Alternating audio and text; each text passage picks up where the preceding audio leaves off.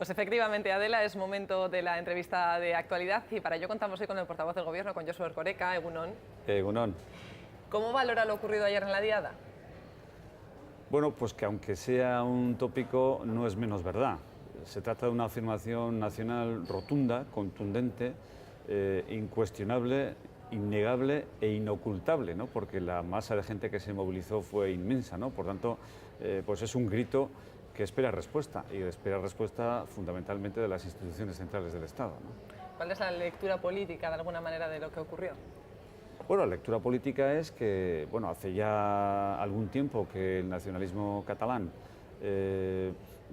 ha conseguido convertir el centro de la reivindicación política de Cataluña en un clamor por el derecho a decidir, y que esa cuestión están queriendo incorporar a la agenda de los poderes centrales del Estado, ¿no? Y que hasta la fecha ha habido una resistencia evidente por parte del Gobierno central para poder responder a esa demanda de la sociedad catalana, pero que, bueno, que cada vez resulta más complicado negarse a plantear una consulta democrática que empieza a ser un clamor de la sociedad catalana, ¿no? Hoy es el día, sin duda, de las reacciones a lo que vimos ayer en Cataluña.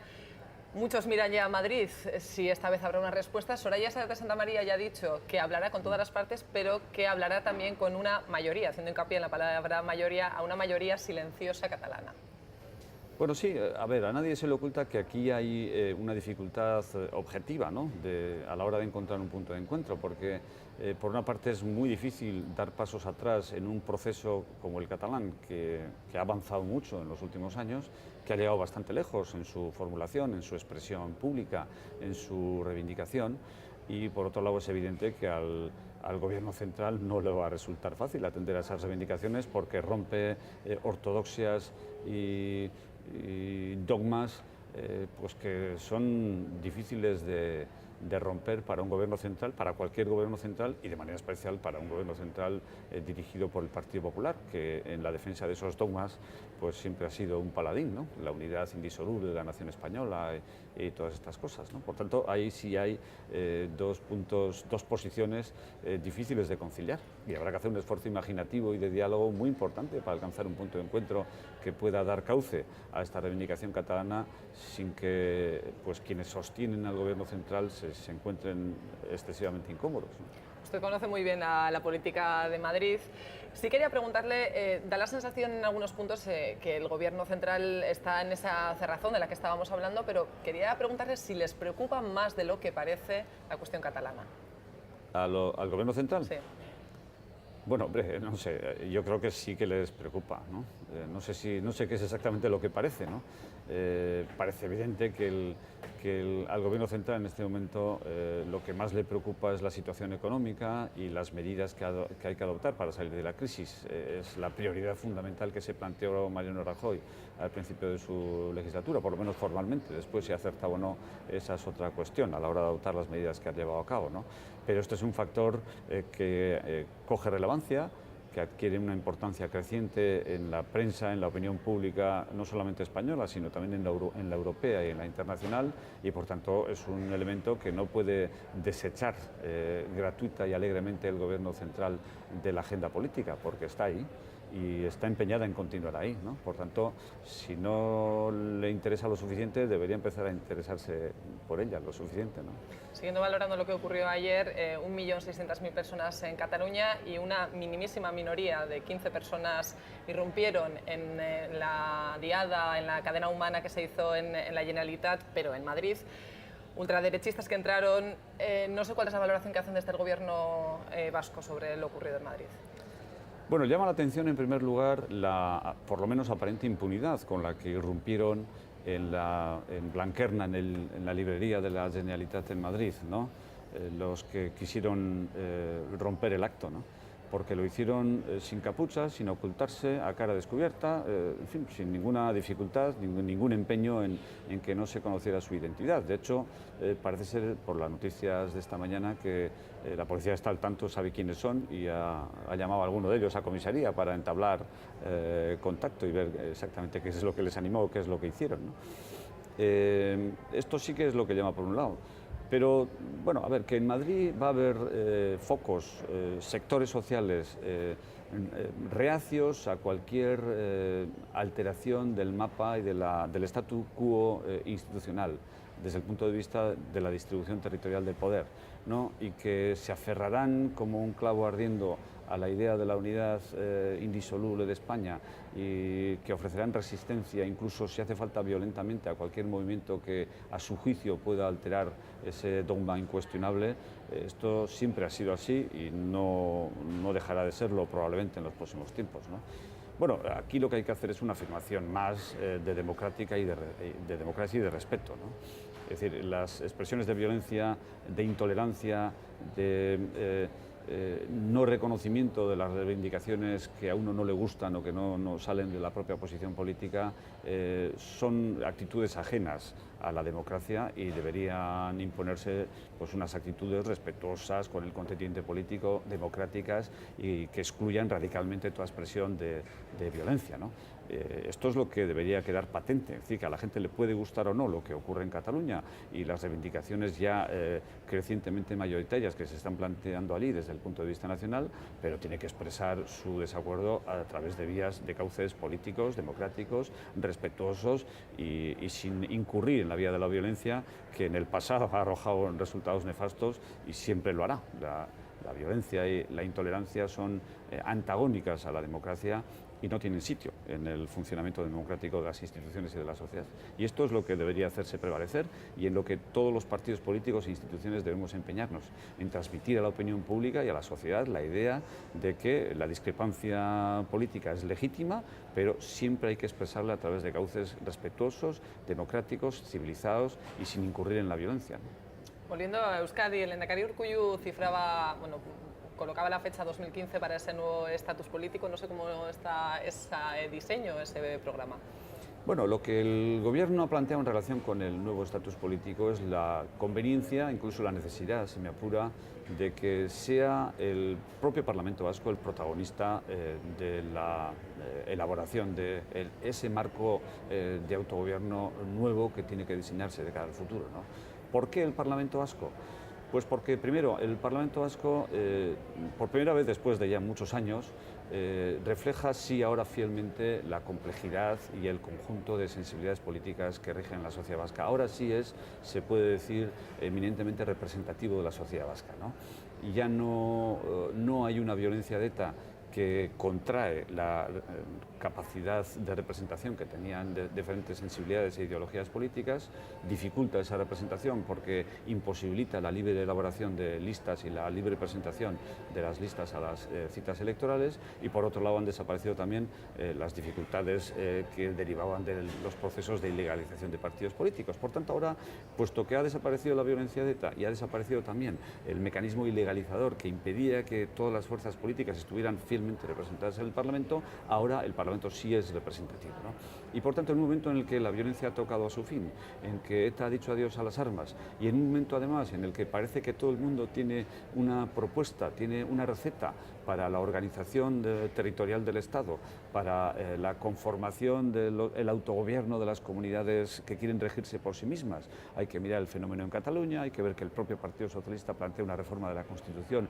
en un modelo liberal, hay que ver que el Partido Popular está día sí y día también dictando normas que de hecho están modificando el modelo de distribución territorial del poder del Estado, está UPyD, está Izquierda Unida, cada uno con sus propias propuestas. Pues no dejaría de ser llamativo, incluso paradójico, el hecho de que fuera el Parlamento Vasco, ahora sí ya fielmente representativo de la sociedad vasca y de su pluralidad ideológica, el único que nada tiene que decir en relación con el autogobierno vasco, ¿no? Por tanto, creemos que sería bueno que en la ponencia correspondiente el Parlamento empezara ya a deliberar, a debatir, a discutir, a explorar las vías de futuro y a empezar a consensuar las bases de un nuevo modelo de autogobierno para el futuro que sitúe a Euskadi en un nuevo estatus político. iniciativa debería corresponder al Parlamento y ahí el Gobierno pues espera que, que la Cámara Legislativa, mejor antes que después, pues tome la iniciativa y empiece a trabajar en esa dirección, ¿no? De paz y convivencia que usted acaba de hablar, hablaremos en unos minutos, pero siguiendo con Cataluña, además del sentimiento independentista, es verdad que la motivación inicial en parte fue también una motivación económica. Y de economía le quiero hablar porque precisamente la economía ha marcado la agenda política últimamente. Finalmente hay un acuerdo de estabilidad con los socialistas. Sí, un acuerdo que el Gobierno considera positivo, muy positivo incluso, porque va a reportar beneficios palpables, evidentes, a la sociedad vasca y a los ciudadanos vascos. En primer lugar, porque va a hacer posible que las instituciones dispongan de más recursos económicos. En segundo lugar, porque de ahí resultará todo un conjunto de planes encaminados a la reactivación económica, a la creación de empleo, a la consolidación de los servicios públicos, al mantenimiento de los niveles de prestación y de calidad de los servicios públicos que no tienen por qué menguar en un contexto de crisis.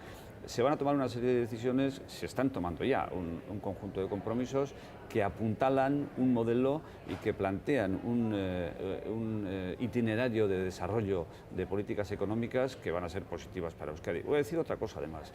Los indicadores económicos apuntan en dirección positiva. Es decir, que la situación todavía es difícil, el 2013 será un año malo, difícil, con recesión, con creación de desempleo, con incremento del desempleo, pero a partir del año 2014 hay motivos para empezar a pensar que estamos en las puertas de la recuperación, de una recuperación que va a ser muy lenta, ¿no? Bueno, si esto es así, y son muchos los indicadores, no solamente vascos o estatales, sino incluso europeos que apuntan en esa dirección, es bueno que alcancemos un acuerdo que se prepara para ese momento, que sienta las bases de la reactivación económica y que comprometa unas políticas públicas de reactivación, de recuperación de la actividad económica antes de que se produzca el impulso de la economía, antes de que se haga palpable la capacidad de tirar de la economía europea que tienen Alemania y Francia, que parece que superan ya el estancamiento y la recesión, y antes de que se hagan evidentes pues, otros indicadores que apuntan en sentido positivo. Por tanto, más allá del valor que en sí mismo tiene el acuerdo, hay que poner en valor la importancia del momento en el que se suscribe, ¿no? Un momento ligeramente previo a aquel en el que seguramente la reactivación económica en toda Europa empezará a hacerse efectiva, muy lentamente, ¿no? Muy pautadamente, pero real. Y que nos podamos anticipar a ese momento con un compromiso real en torno a políticas de crecimiento, de reactivación económica, yo creo que es un dato positivo que habría que transmitir a la sociedad vasca en lo que tiene realmente de valor, que yo creo que es mucho, ¿no? Un acuerdo que poco a poco vamos conociendo, que se firmará finalmente la semana que viene, pero sí que es cierto que las dos partes implicadas, sobre todo por parte de los socialistas, están matizando una y otra vez la magnitud que tendría este acuerdo. Bueno, el acuerdo versa sobre un conjunto de ámbitos de actuación política que en este momento constituyen la columna vertebral, ¿no?, de la acción de los poderes públicos, ¿no? Un compromiso sobre la fiscalidad, ¿no?, que va a promover ya a lo largo del año 2014 una reforma fiscal de las figuras tributarias en vigor importante, ¿no?, de cara a hacer el sistema fiscal más justo y a garantizar que suministren más recursos económicos a los poderes públicos de cara a que diseñen sus políticas económicas y sociales, ¿no? Un acuerdo que además incluye compromisos de cara a la promoción económica, a la recuperación de la actividad industrial, al impulso de la actividad productiva, a la creación de empleo, al mantenimiento de las políticas sociales. Es un acuerdo que afecta a la columna vertebral de la actuación de los poderes públicos en un momento de crisis como el actual, ¿no? Por tanto, yo creo que es un acuerdo importante, relevante, que va a incidir en la acción de los poderes públicos de manera importantísima y que tiene unos contenidos, fíjese, alguien lo ponía de manifiesto en la prensa hace poco tiempo, pero me parece importante subrayarlo, ¿no? Tiene contenidos materiales y compromisos efectivos en relación con la actuación de los poderes públicos mucho más ambiciosos y mucho más completos, por ejemplo, que el acuerdo que sirvió de base a la coalición entre el Partido Socialista y el Partido Popular a principios de la pasada legislatura del año 2009, que básicamente se componía de 4 compromisos muy genéricos sin concreción de ningún tipo. algo que después pudimos comprobar a lo largo de la legislatura, ¿no? Que las discrepancias entre los partidos que firmaban aquel acuerdo eran mayores que los acuerdos. Aquí hay un nivel de compromiso y sobre un conjunto de materias que es notablemente superior, ¿no?, al que se reflejaba en aquel documento. Por tanto, es un documento importante que va a comprometer actuaciones concretas de cara a la actuación de los poderes públicos en cuestiones nucleares, centrales: la economía, la recuperación de la actividad industrial, la creación de empleo, el diseño de la arquitectura institucional, la fiscalidad, los servicios sociales, los servicios públicos y su calidad. Esto es el núcleo del quehacer de los poderes públicos, ¿no? Es un acuerdo de estabilidad, pero que nos hace ver un poco más cerca la posibilidad de que haya acuerdo también presupuestario. Bueno, el Gobierno está trabajando ya en la elaboración de un anteproyecto de presupuestos que recoja todo este conjunto de compromisos asumidos en el acuerdo con el Partido Socialista, ¿no? Por tanto, si esto es así, y lo va a ser, yo le puedo asegurar que lo va a ser, lo lógico sería que la suscripción del acuerdo llevara aparejada la suscripción también de las cuentas públicas que el Gobierno remita a la Cámara, ¿no? Porque le puedo asegurar que, en fin, el Gobierno está trabajando para recoger leal y honestamente al presupuesto todo este bagaje de compromisos que están incorporados al presupuesto. Lo uno, por tanto, debería traer lo otro inevitablemente, en la medida, insisto, en que el Gobierno está ya firmemente comprometido en incorporar al presupuesto todos estos compromisos de carácter económico, social, servicios públicos y demás, ¿no? Creo que alguna voz del Partido Socialista, precisamente cuando se le interpelaba sobre este particular, ha venido a decir que depende de la medida en que el Gobierno remita o incorpore al presupuesto el contenido de los acuerdos. Pues bueno, pues el Gobierno está en eso, ¿eh?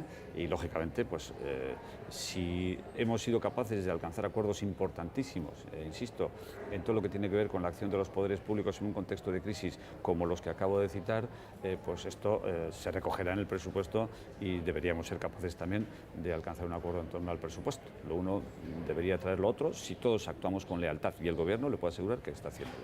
Cuando le hablaba anteriormente de la matización por parte de los partidos que están en este acuerdo, hablaba también de ese juego político del que ya hemos hablado otras veces, porque por parte de los socialistas han dicho una y otra vez que este no es un acuerdo de legislatura. Sin embargo, no sé si fruto del subconsciente, ayer Idoia Mendia en el programa Egunon en Euskadi decía que para los socialistas comienza ahora la legislatura. No sé si fue un juego de palabras o simplemente se refería a que los socialistas empezarán a trabajar ahora en esta legislatura. Bueno, vamos a orillar las etiquetas. El acuerdo, pues se le podrá calificar o no de legislatura, podrá o no gustar que se le califique como un acuerdo de legislatura, pero lo cierto, lo que se puede comprobar con las cláusulas firmadas en la mano, es que encierra compromisos que se proyectan sobre todos los años que durará la legislatura, ¿no? Hay compromisos efectivos de ingresos y gastos que serán efectivos el año 2014, el 2015 y el 2016. Por tanto, en fin, se proyecta a todo lo largo de la legislatura. A partir de ahí, que se le llame o no de legislatura, pues mira, esto lo dejo a la libre elección de cada uno, ¿no? Pero el dato incuestionable es que los compromisos asumidos no se circunscriben al 2014, ni tan siquiera al 2014, sino que se proyectan hacia el conjunto de la legislatura. A partir de ahí, los calificativos son libres, ¿no? ¿Y qué hay del resto de formaciones? ¿El resto de formaciones se podrían unir a este acuerdo? ¿Cómo están las posturas ahora mismo? Bueno, yo creo que es posible la adhesión, la incorporación de otros partidos políticos a este acuerdo, porque tiene, primero, la flexibilidad suficiente como para que eso pueda hacerse efectivo, y además porque el acuerdo se ha construido sobre elementos, sobre compromisos que concitan un gran consenso en la sociedad vasca y en el conjunto de las formaciones políticas, a la luz por lo menos de las manifestaciones que sus líderes han venido haciendo en los últimos tiempos, ¿no? Por tanto, yo creo que el acuerdo es susceptible de ampliación. No, viene con la vocación de ser ampliado, ¿no? Nace con la vocación de ser ampliado, entre otras cosas porque la ampliación es imprescindible para que algunos de sus contenidos puedan hacerse efectivos, para que la reforma fiscal, por ejemplo, pueda llevarse a cabo de manera efectiva en las Juntas Generales de los tres territorios históricos, donde el Partido Socialista y el Partido Popular, el Partido Socialista y el Partido Nacionalista Vasco no tenemos la mayoría garantizada, sí en Vizcaya, pero no en Guipúzcoa y en Álava. Por tanto, esa incorporación pues será imprescindible para la efectividad institucional de los acuerdos, pero más allá de que eso sea imprescindible o no, el acuerdo nace con una vocación de expansión, de incorporación de nuevas adhesiones, ¿no? De nuevas formaciones políticas y, pues bueno, si no ya mismo, en las próximas horas y días se entablarán ya conversaciones con el resto de las formaciones políticas para explorar ya las posibilidades de esa incorporación. Yo creo que hay margen, más allá de las posiciones de principio que públicamente puedan defender en este momento las formaciones que no están en el acuerdo para hacer valer su posición. Estas son estrategias lógicas, comprensibles, que se producen en todas las latitudes del mundo en el ámbito político, en vísperas de un acuerdo que se ponga en valor lo que cada uno tiene de valor. No más allá de lo que es la representación, la puesta en escena previa a los acuerdos, yo creo que el punto de encuentro es posible, que la aproximación es posible, que los contenidos del acuerdo son asumibles tanto por el Partido Popular como por EH Bildu en buena parte, y que, bueno, a partir de ahí pues será de alguna manera pues su disposición a incorporarse y su actitud la que marque la pauta, ¿no? Y la que ponga de manifiesto si realmente están por la labor de sumarse a un proyecto que tiende a construir Euskadi y tiende a poner en marcha las políticas imprescindibles para que Euskadi pueda responder a los retos del futuro con eficacia y con rigor, ¿no? Por zanjar un poco este tema, porque nos quedan 10 minutos y quiero hablar también de la ponencia de paz, por concretarlo, ¿quién estaría más cerca, Euskal Herria Bildu o el Partido Popular, de sumarse al acuerdo? Bueno, en este momento no me consta que Euskal Herria Bildu haya mostrado interés alguno en participar en el acuerdo. Todo lo contrario, le he visto expresando una crítica acerba, pero no me consta a mí al menos que haya salido a la palestra pública expresando su disposición a explorar la posibilidad de incorporarse o de sumarse al acuerdo. Y sin embargo el Partido Popular sí que lo ha hecho, y el Partido Popular, bueno, pues ha tenido declaraciones recientes, ayer mismo y esta misma mañana, ¿no?, en las que apuntaban en esa dirección, ¿no?, y se mostraban dispuestos a colaborar, a sentarse conjuntamente con nosotros y en buscar la manera de sumarse a un acuerdo que parece que ya atisban y aprecian como algo positivo para Euskadi. Por tanto, bueno, pues es un dato a no desdeñar, ¿no? Si alguien muestra su interés y alguien no muestra, pues el primer intento tiene que hacerse con quien muestra interés. Y eso es lo que vamos a hacer. Esto se hace en la vida y la política forma parte de la vida, exactamente igual, ¿no? De hecho, ayer Itxaso Atutxa decía que el Partido Popular conoce prácticamente el 90% del contenido de ese acuerdo y que estaría muy de acuerdo. Sin embargo, Laura Garrido decía que ellos no han sido invitados en ningún momento a secundar el acuerdo. Bueno, efectivamente hay un cruce de declaraciones que está en la línea de lo que antes se apuntaba. No hemos invitados y por tanto no participaremos. No, bien, bueno, pues habrá conversaciones seguramente en las próximas horas y días y es cierto lo que dice Itxaso Atutxa, es decir, que las conversaciones en materia de fiscalidad con el Partido Popular han sido abundantes, han sido nutridas, han sido muy eficaces durante muchos meses, no quizá el último mes, a lo largo del cual nos hemos centrado más en trabajar el acuerdo con el Partido Socialista, pero el Partido Popular conoce, sí, pues efectivamente las líneas maestras y la mayor parte del contenido del acuerdo, sobre todo en lo relativo a la fiscalidad, ¿no? Por tanto, no debería ser difícil su incorporación al acuerdo porque bueno, ha habido sintonía en lo que tiene que ver con algunas de las reformas que planteábamos ahí, ¿no? De hecho, no hay más que ver lo que el Partido Popular, más allá de lo que diga ahora, ha hecho efectivamente allá donde ha gobernado, ¿no? Es decir, que lo primero que hizo el Rajoy en cuanto entró a gobernar a finales del año 2011 fue promover una reforma fiscal profunda, ¿no?, que afectaba a muchas figuras impositivas y que hacía ajustes importantes desde el punto de vista de la progresividad del sistema fiscal y en fin, pues de la supresión de algunas deducciones en algunas figuras impositivas que quizás eran excesivas y que no permitían a los poderes públicos disponer de los recursos necesarios para afrontar las políticas públicas que tienen que llevar a cabo, ¿no? Por tanto, el Partido Popular ha hecho eso y lo que ahora pretendemos es básicamente lo mismo, en relación con el sistema fiscal y su utilización como instrumento aprovisionador de recursos a las administraciones públicas, ¿no? Como le decía, quiero hablar de la ponencia de paz y convivencia. ¿Cuál es el futuro que le queda? Bueno, su futuro depende de lo que decidan los grupos parlamentarios en fin, de la Cámara Vasca, ¿no? Es cierto que, bueno, a mí personalmente me sorprende el desmarque del Partido Socialista porque no acabo de ver qué ve el Partido Socialista ahora en Euskal Herria Bildu que no viese hace 3 meses, ¿no? Y no veo exactamente qué cambio advierte en EH Bildu que le lleve a adoptar ahora una oposición, una actitud en relación con la ponencia que el Partido Socialista no adoptó hace 3 meses o hace 6 meses, ¿no? En cualquier caso, bueno, pues ha tomado su decisión libremente y lo que haya que hacerse de aquí al futuro en relación con la ponencia lo decidirán en principio, en primer lugar, los propios parlamentarios, los grupos parlamentarios, ¿no? Por lo que se refiere al Gobierno, le puedo decir que el Gobierno considera que es importante que siga habiendo un foro parlamentario en el que se vayan trabajando y consensuando las bases del marco de paz y convivencia en torno al cual pues hace falta un consenso. Está pendiente también un consenso entre las formaciones políticas que no podemos dejar de lado y al que hay que darle la importancia que merece, ¿no? Y si no es en el seno de la ponencia, porque no se reúne, pues fuera de la ponencia o en el foro que corresponda, el Gobierno seguirá trabajando por intentar construir ese consenso y por atraer a las formaciones políticas a un foro común en el que se vaya construyendo el consenso, siempre desde la perspectiva, que esto el Gobierno lo tiene claro, de que el acuerdo en el ámbito de la paz y la convivencia no es el punto de partida, tiene que ser la meta final, y que merece la pena embarcarse en una iniciativa compartida entre todos que tenga por objeto hacer efectiva la convergencia de sus posiciones a efectos de alcanzar un consenso en el ámbito de la paz y de la convivencia, ¿no? Porque si pedimos que el consenso sea pleno en el momento inicial, seguramente estamos abocando a la iniciativa a su fracaso, ¿no?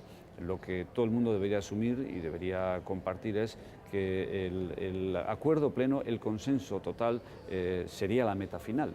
Y que aunque en este momento, cosa inevitable por otro lado, se constaten diferencias notables entre partidos políticos en relación con la visión que unos y otros tienen sobre lo que debe ser ese punto de consenso final, que eso no debería ser un impedimento para que empezáramos a trabajar ya, porque es que el consenso tiene que ser la meta, el punto final del recorrido, no el punto inicial.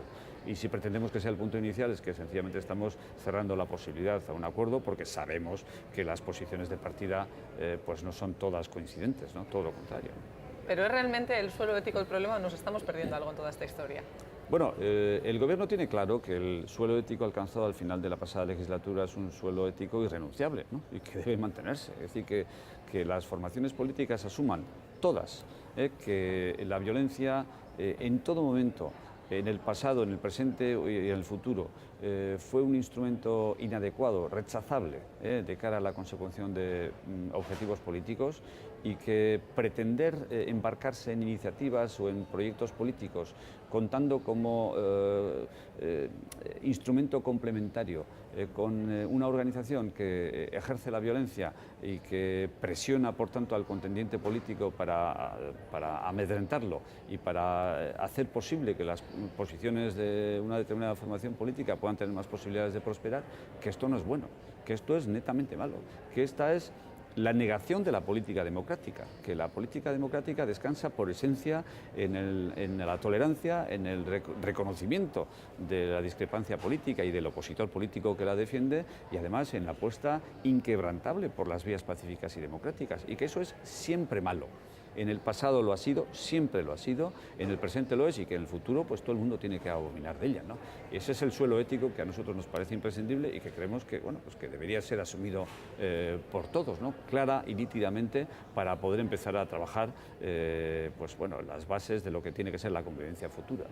Se lo digo porque la izquierda abertzale sí defiende que Euskal Herria Bildu no ha asumido de alguna manera el suelo ético, sí que está trabajando sobre ese suelo ético y que está teniendo una actitud proactiva que no ven el resto de partidos. ¿Es así? Bueno, yo lo que pediría a todos los partidos es que en este punto, a Euskal Herria Bildu y a los demás, que se aproximaran a esa cuestión con un planteamiento y una actitud constructiva. Si ponemos el acento en lo que nos separa, en lo que nos diferencia y nos aferramos a eso, pues el acuerdo va a ser imposible, ¿no? Sin embargo, un acuerdo sobre esto es importante, es imprescindible, ¿no? Venimos de una época dura, de violencia cruzada, y tenemos que ir a un escenario completamente distinto, ¿no? Y todo el mundo tiene que asumir la parte de responsabilidad que le corresponde ahí, arrimar el hombro y hacer planteamientos constructivos, poniendo el acento en lo que los puede unir, ¿no? Y no destacando o subrayando lo que se sabe que nos separa, ¿no? Y solo desde un planteamiento constructivo y activo, proactivo de todos los partidos políticos va a ser posible avanzar en ese terreno. Por tanto, sería bueno que cada uno, desde la posición en la que se encuentra, pues ayudara a hacer posible el entendimiento desde el presupuesto, insisto, que me parece importante, de que el acuerdo ahora pleno es imposible y que el objetivo de todos debe ser que el consenso se produzca al final del camino, ¿no? Y si hay voluntad por trabajarlo, pues se puede avanzar, y que exigirlo al 100% en este momento inicial, pues seguramente sería poner obstáculos insalvables que abocarían a la iniciativa y a la ponencia a su fracaso más rotundo, ¿no? Pues Erkoreka, hemos agotado la media hora de entrevista que teníamos, me han quedado temas por tratar, así que tenemos un curso entero, me imagino que tendremos oportunidad de volver a hablar. Lo tendremos y atenderé su petición, ¿no? Mi esker. Osondo. Y hasta aquí, por lo tanto, la entrevista de actualidad del día. Adela, tenéis mucho que analizar, así que es vuestro turno.